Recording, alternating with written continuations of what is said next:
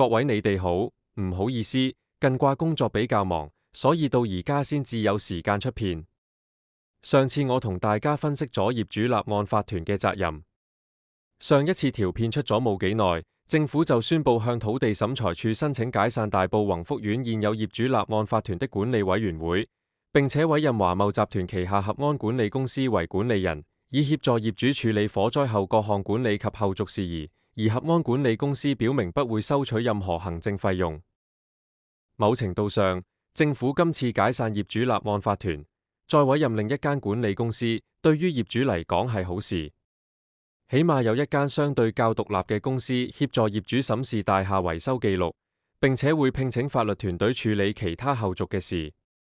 且睇下土地審裁處批准政府申請後，合安管理公司會點樣跟進後續嘅事。而今次，我想同大家分析一下管理公司嘅職責。根據物業管理服務條例，任何公司提供物業管理服務，都會受到物業管理服務條例所規管。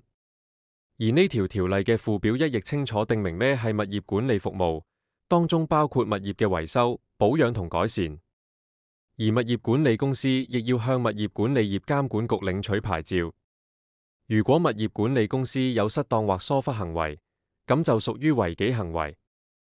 物業管理業監管局有權作出調查，並且就呢啲違紀行為作出紀律聆訊。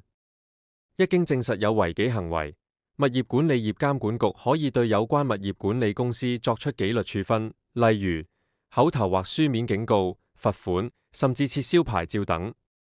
當然，物業管理業監管局亦會對市民作出嘅投訴作出調查，如果有足夠證據支持，物業管理業監管局會召開紀律聆訊。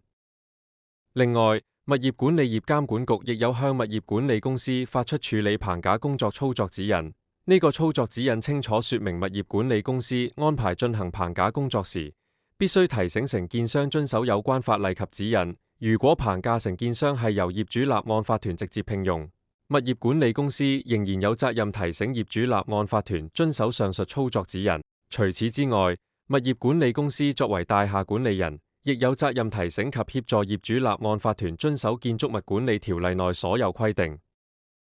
就民事方面，物業管理公司係對大廈有管理控制權，所以根據佔用人法律責任條例，物業管理公司係佔用人，對所有訪客有一般謹慎責任。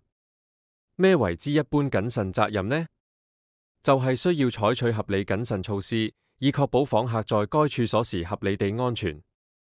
而喺呢條條例入面，訪客嘅定義係好廣泛，唔係單單指一般訪客咁簡單，而係更廣泛指物業管理公司准許進入大廈嘅所有人，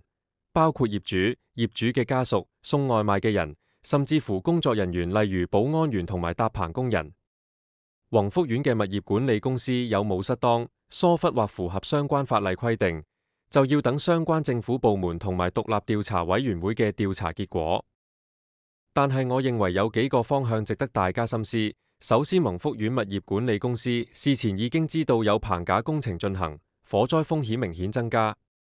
物業管理公司有冇採取啲咩嘢措施盡量減低火災風險呢？例如，有冇確保所有消防設施喺棚架工程進行期間正常運作呢？有冇加強消防設施，例如增加滅火筒數量或加強巡邏呢？萬一日後嘅調查結果顯示宏福苑嘅物業管理公司未有採取呢啲合理嘅措施，咁就會有違規情況，可能會被物業管理業監管局展開調查及召開紀律聆訊，甚至作出紀律處分。另一方面，亦會因未有採取合理安全措施確保訪客安全，而違反佔用人。多謝大家收睇同支持，下一次我會同大家分析棚架承建商嘅責任。